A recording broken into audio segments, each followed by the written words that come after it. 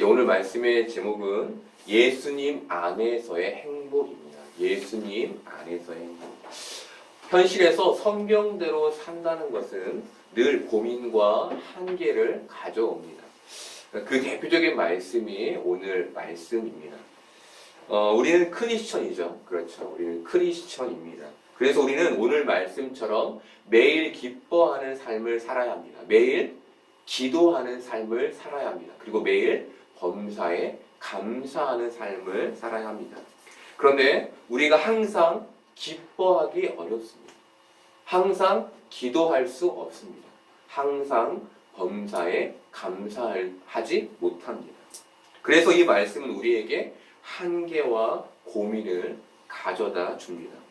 저는 이 말씀을 묵상할 때마다 늘 두 가지 생각에 도달하게 됐습니다. 그 첫 번째는 이 일이 불가능하다는 것이었습니다. 항상 기뻐하고 쉬지 않고 기도하고 범사에 감사하는 것이 현실에서 불가능하다는 것이었습니다.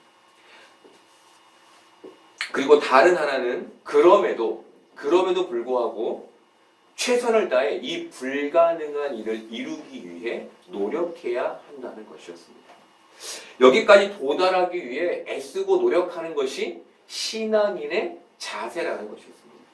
그리고 저에게 계속됐던 의문이 있었는데 그것은 왜 하나님은 우리에게 현실적으로 불가능한 일을 요구하시는 걸까? 왜 안 되는데 하라고 하시는 걸까? 였습니다.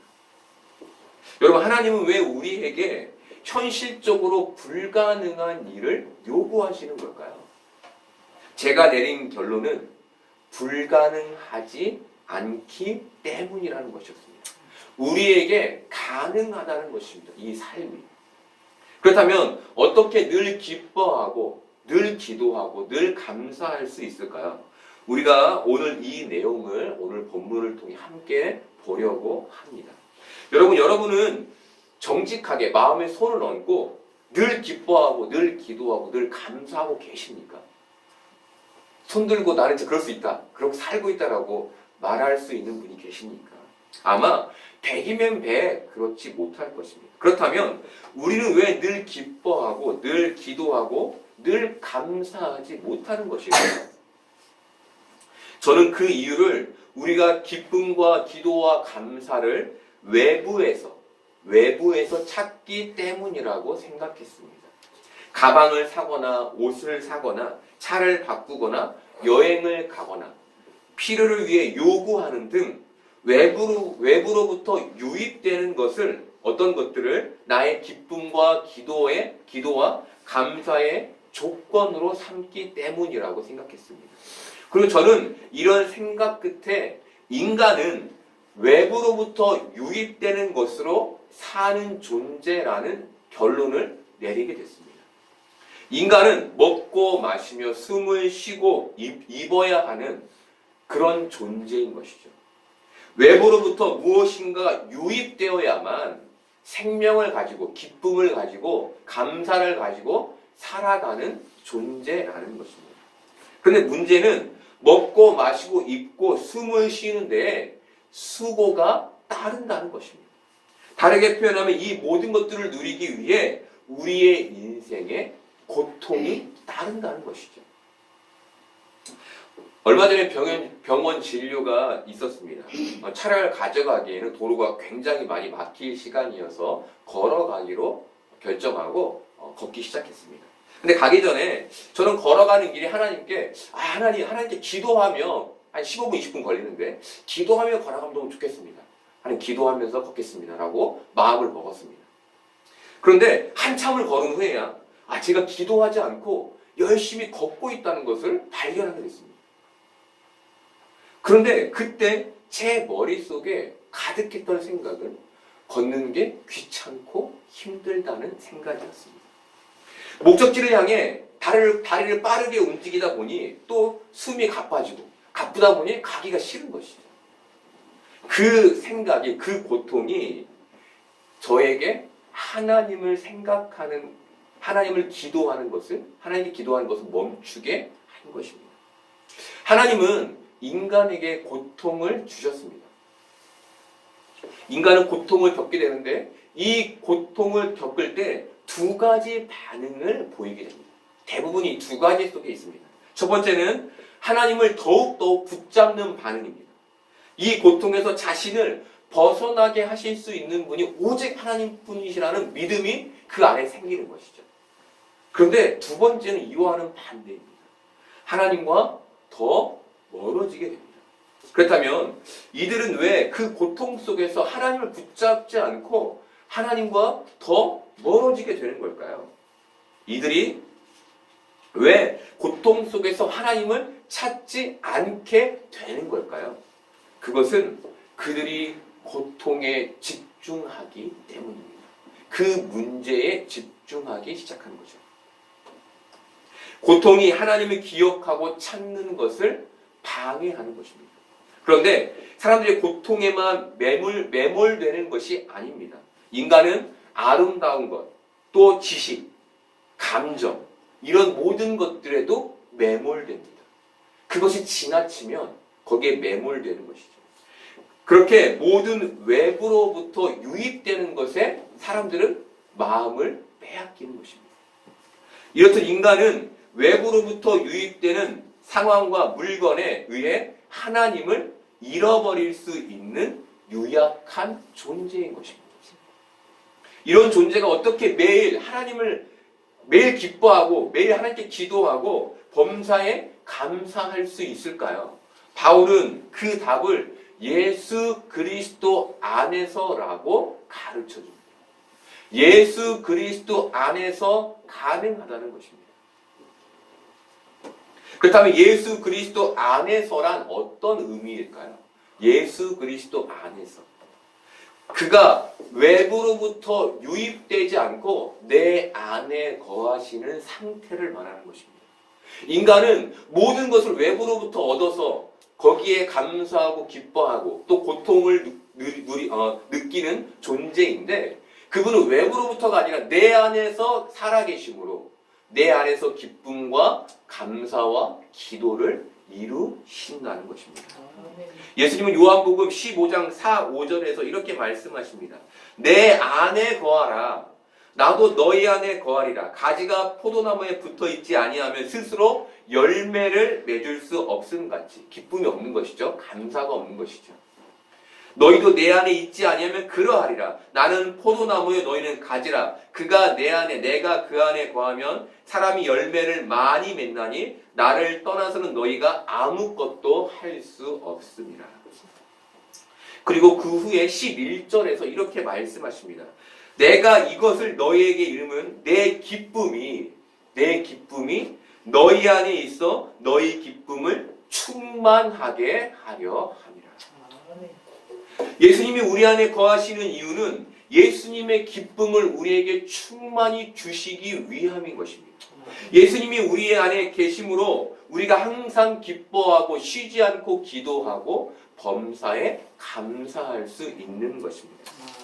대학생 선교회인 조이 선교회에 있을 때 제가 늘 청년들에게 강조했던 것이 있습니다. 그것은 믿음의 삶이었습니다. 믿음의 삶.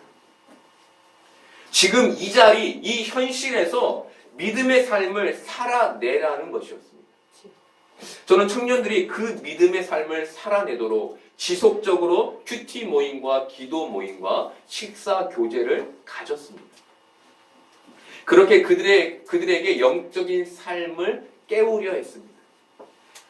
저는 그들에게 과격한 말도 했는데 죽지 않는 한 예배는 빼먹지 말아라 라고 강조했고 강요했습니다. 그리고 지금 20년의 시간이 흘렀습니다. 저는 20년간 많은 현실을 경험하게 됐고 성도들이 얼마나 힘들게 살아가고 있는지도 보고 알게 되었습니다. 20년이 지난 지금 무작정 믿음의 삶만을 강조한 20년 전의 설교를 평가하면 부끄럽습니다. 내가 정말 너무 성도들, 사람들의 삶을 몰랐구나 라는 생각을 하게 되는 거죠. 하지만 그럼에도 그때의 설교에서 되찾고 싶은 한 가지가 있습니다. 그것은 믿음의 삶에 대한 강조입니다. 세상을 더 많이 살게 되고 현실을 더 많이 알게 되며 성도들을 더 많이 이해할 수 있게 되었는데 그 삶을 이해하다 보니 상대적으로 믿음의 삶에 대한 강조가 약해져 버린 것을 보게 된 거죠. 또 다른 면에서 세상을 더 많이 알게 되고 더 많이 경험하며 제 안에 믿음의 기준이 약화되어 버린 것도 보게 됐습니다. 여러분들도 그러지 않습니까? 여러분들도 그 믿음의 기준이 약화되어 있지 않습니까? 하지만 우리는 현실이 힘들고 어려워도 이 현실에서 믿음의 삶을 도전하며 살아내야 할 존재입니다. 현실의 삶이 어렵다고 믿음의 삶이 약해져서는 안 되는 것이죠. 그걸 더욱더 우리의 삶에서 채찍질해 가야 하는 것입니다.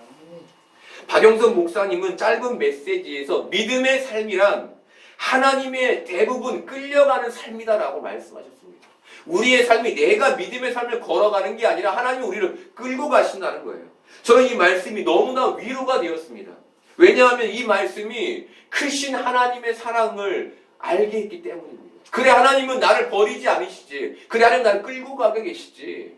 다시 한번 제 안에 그런 확신과 믿음을 주었기 때문입니다. 만약 이 믿음을 내가 끌고 가야 했다면 저는 이 믿음을 놓아버렸을 것입니다. 그냥 팽개쳐 버렸을 것입니다. 저는 이 말씀을 들으며 깨닫게 된 것이 있습니다. 그것은 하나님이 우리를 붙잡고 끌고 가신다는 사실이, 우리가 절대 버려질 일이 없다는 그 사실이 하나님과 동행하는 믿음의 삶을 불러온다는 것이었습니다. 이 사실이 적극적으로 하나님과 함께 하려는 투신, 우리의 몸을 던지는 그 투신을 불러온다는 것이었습니다. 이것이 바로 믿음의 삶이라는 것이었습니다. 여러분들은 하나님을 위해 투신하고 계십니까? 그렇게 여러분은 확정 지을 수 있습니까? 확신할 수 있습니까? 저는 그 삶이 많이 약해져 있는 저를 보게 됩니다. 제 안에 믿음이 약해진 것이겠죠. 그래서 하나님께서 저를 사랑하신다는 사실, 믿음으로 저를 끌고 가고 계신다는 사실을 잊지 않으려고 노력합니다. 그리고 이 목회에 저를 투신하기 위해 애씁니다. 여러분 그것이 믿음의 삶인 것입니다. 그런데 그럼에도 우리는 왜 이렇게 하나님이 우리를 끌고 가시는데도 불구하고 연약한 믿음으로 살게 되는 걸까요? 토저는 그 이유에 대해 우리는 영적 세계의 존재를 부인하지 않으나 세상에서 통용되는 의미에서 볼 때 그것이 실제하는 것인지 의심한다라고 말했습니다.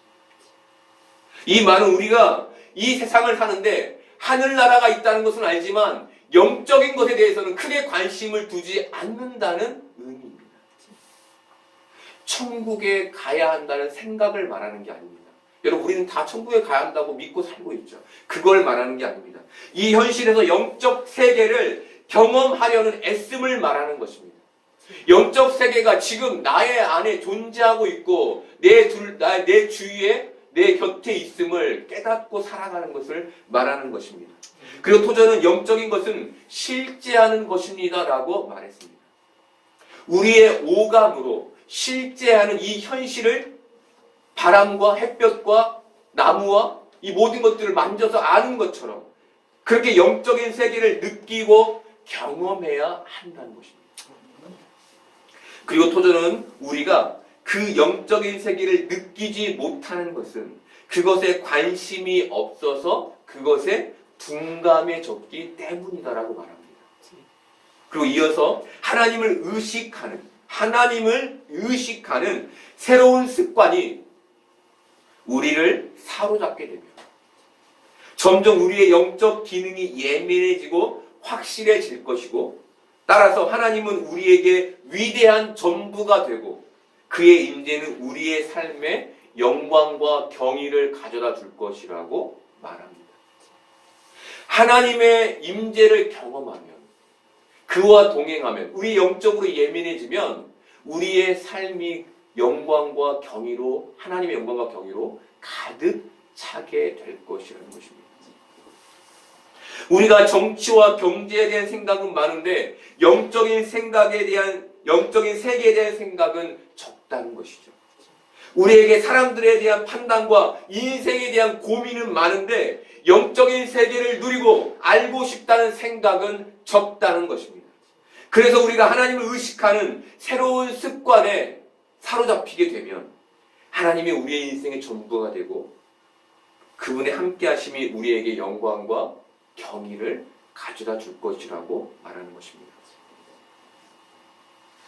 우리에게 하나님의 말씀과 예수님의 삶에 대한 묵상이 더 커지면 우리가 이 세상을 강한 믿음으로 살 수 있다는 것입니다. 강한 믿음이란 예수님의 말씀과 삶을 묵상하며 하나님을 경외하며 그렇게 영적인 세계를 의식하며 이 세상을 사는 것을 말하는 것입니다. 강한 믿음이 우리가 늘 보아왔던 것처럼 무엇인가를 고쳐내고 낫게 하는 것이 아니라 예수 그리스도를 묵상하고 하나님을 경외하고 성령님의 인도하심을 따라 이 땅을 살아가는 것. 그것이 강한 믿음의 삶인 것입니다. 그리고 바로 이 삶에 항상 기뻐할 수 있는 힘과 기도할 수 있는 은혜와 범사에 감사할 수 있는 능력이 담기게 되는 것입니다. 마태복음 25장에는 달란트 비유가 나옵니다. 주인은 먼 길을 떠나며 3명의 종에게 5달란트, 2달란트, 1달란트를 맡깁니다. 5달란트 받은 종은 열심히 일해서 5달란트를 남깁니다. 그리고 2달란트 받은 종도 열심히 일해서 2달란트를 남깁니다. 그런데 1달란트 받은 종은 주인을 오해해서 그것을 잃으면 자신이 주인에게 책망을 받을까봐 두려워서 그 1달란트를 땅에 묻어둡니다. 오랜 시간이 흘러 주인이 돌아옵니다. 주인은 맡겨둔 달란트를 정산하는데 5달란트를 남긴 종과 2달란트를 남긴 종에게 잘하였도다 착하고 충성된 종아 네가 적은 일에 충성하였으니 내가 많은 것을 내게 맡기리니 내 주인의 즐거움에 참여하리라 라고 말합니다. 하지만 1달란트를 땅에 묻어두었다가 주인에게 가져온 종에게는 악하고 게으른 종이라고 말하며 바깥 어두운데 슬피 울며 이를 갈리라 라고 말합니다. 이 말씀을 듣는 대부분의 사람들은 달란트의 크기에 관심을 갖습니다. 그런데 주인은 5달란트 남긴 종과 2달란트를 남긴 종에게 칭찬을 하는데 똑같은 말로 칭찬을 합니다.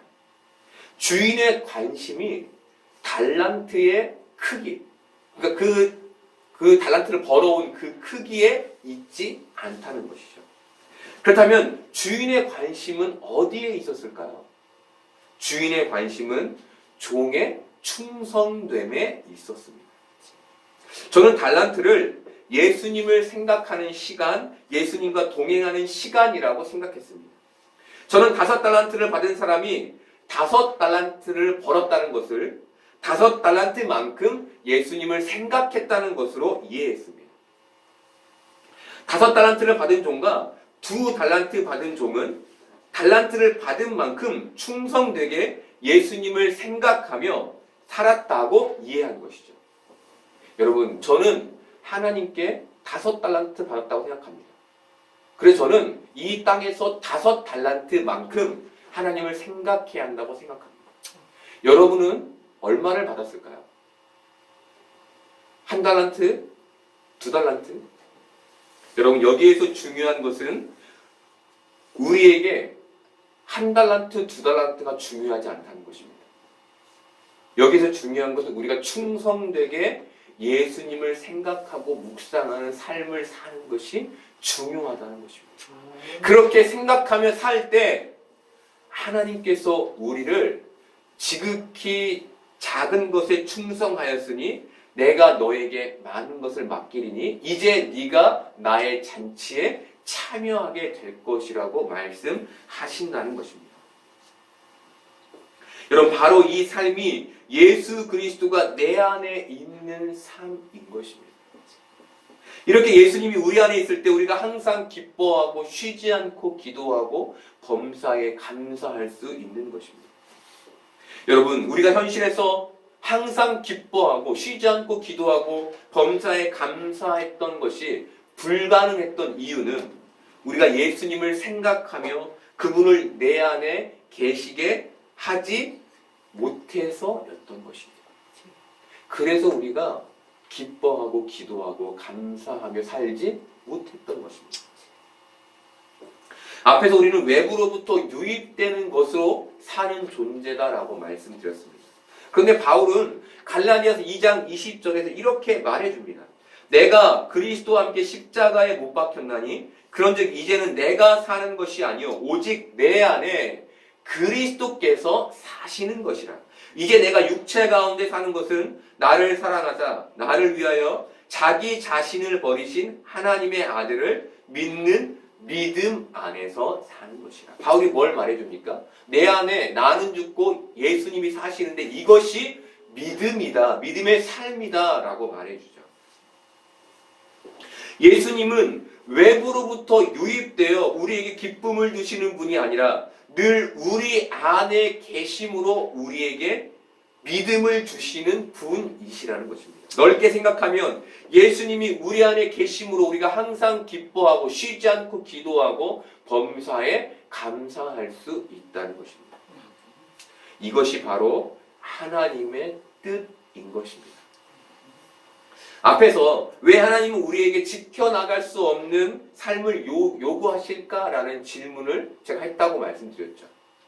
그리고 이것이 불가능하지 않기 때문이라고 말씀드렸습니다. 그렇다면 하나님은 왜 이 삶을 그의 뜻으로 지정하여 우리에게 말씀하시는 걸까요? 저는 그 이유를 우리가 이 현실에서 행복하기를 바라시기 때문이라고 생각했습니다. 여러분 행복하십니까? 예수 그리스도가 내 안에서 기쁨과 기도와 감사를 불러올 때 그때 우리는 진짜 행복을 알고 누리게 되는 것이죠. 짐 엘리엇 선교사는 그의 일기에서 이렇게 씁니다. 성숙이란 세월 속에 이루어가는 것입니다.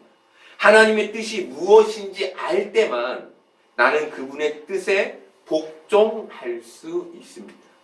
따라서 성령 충만은 순간적인 것이 아니라 점진적인 것입니다. 성령 충만한 사람은 그 주제에 대한 책을 쓰지 않고 성령께서 나타내시는 인격인 예수님에 대한 책을 쓰게 됩니다.